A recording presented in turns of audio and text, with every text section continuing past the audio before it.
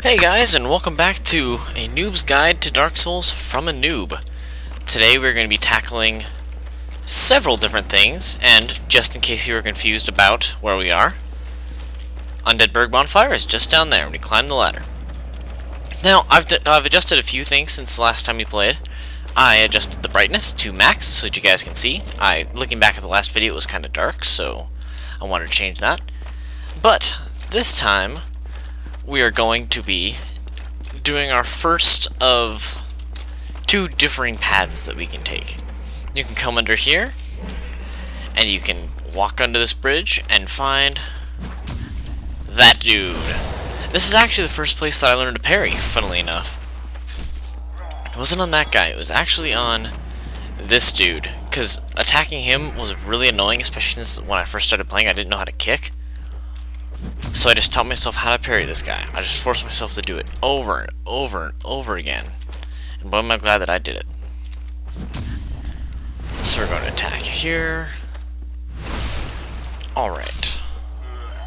Now, I warn you, in here are some rats, and they can be extremely annoying. Now, you want to break your lock on, and you want to run back. Don't worry about it, they will follow you, but you're ready for them. Oh, come on. Do we have a bow? Let's see. We have a light crossbow. We might have some bolts. Yeah, we have a few bolts. Alright, fine. We'll just take them out from range. Now, the reason why I say to be wary of these rats is because they are quite poisonous. And when they gang up on you, they can easily break your poise.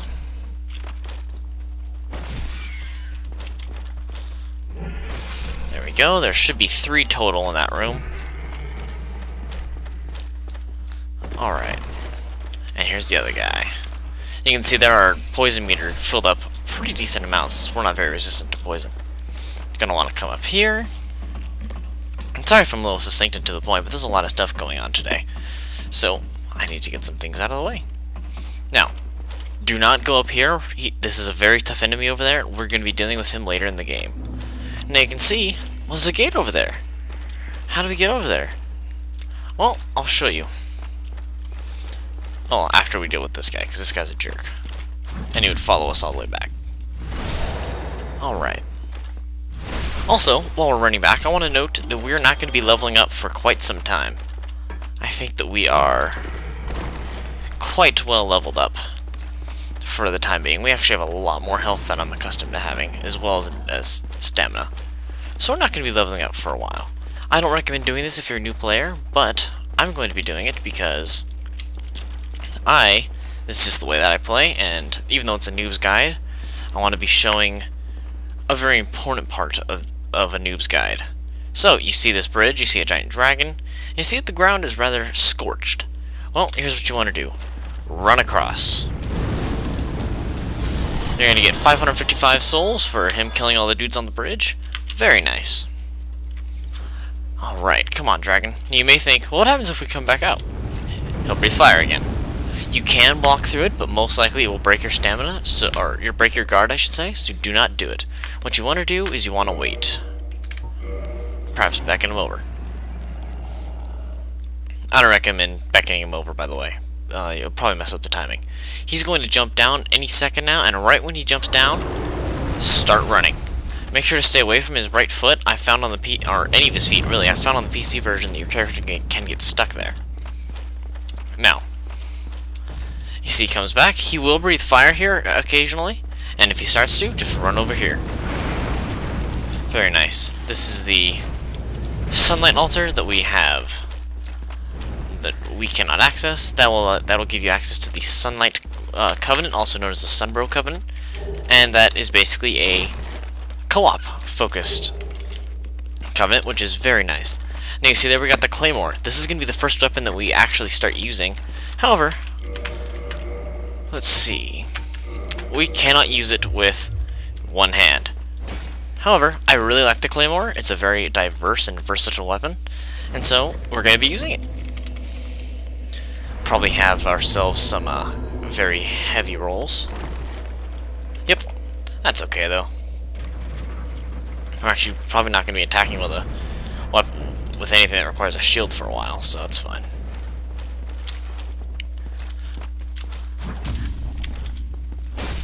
There we go. You can parry these dudes if you want, or just continue mashing the button until you break their guard. Even though I don't recommend that one.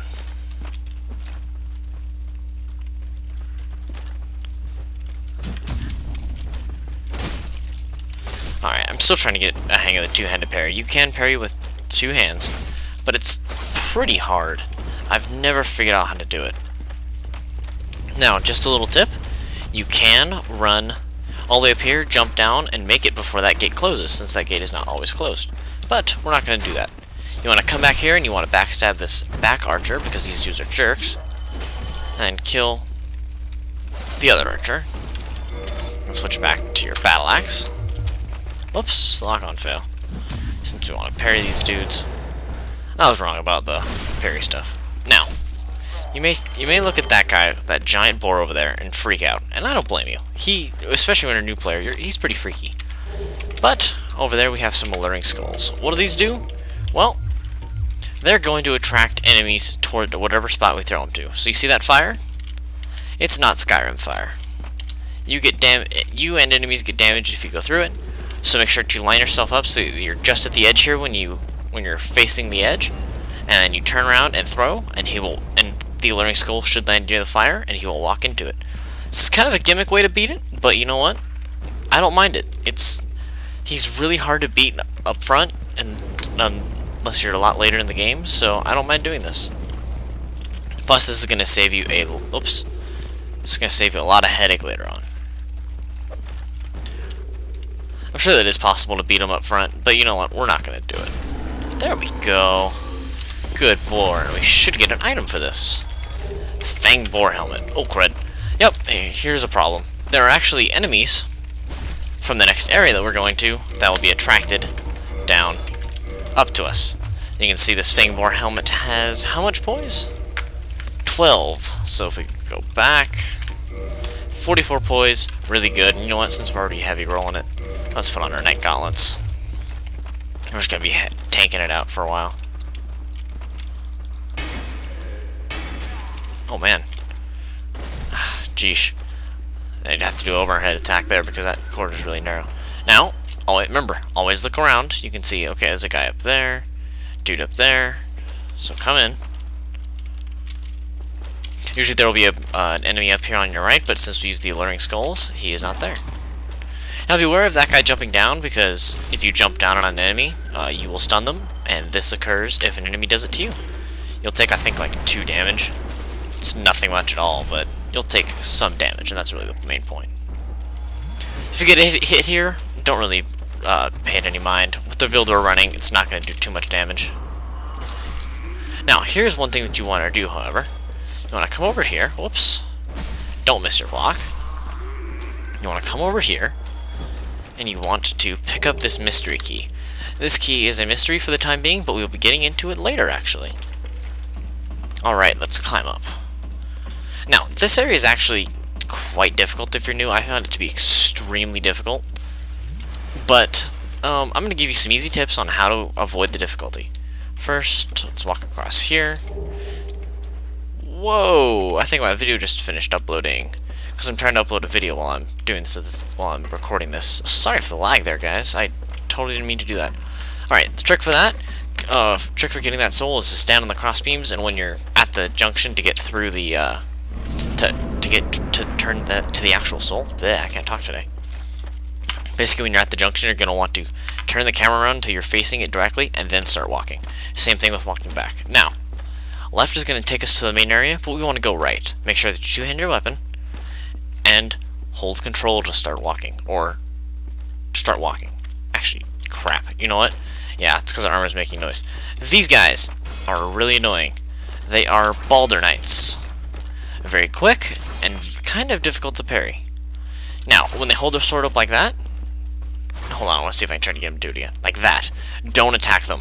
That's basically they're getting ready for a parry, and they will parry you if attacked, and their parries hurt. Now,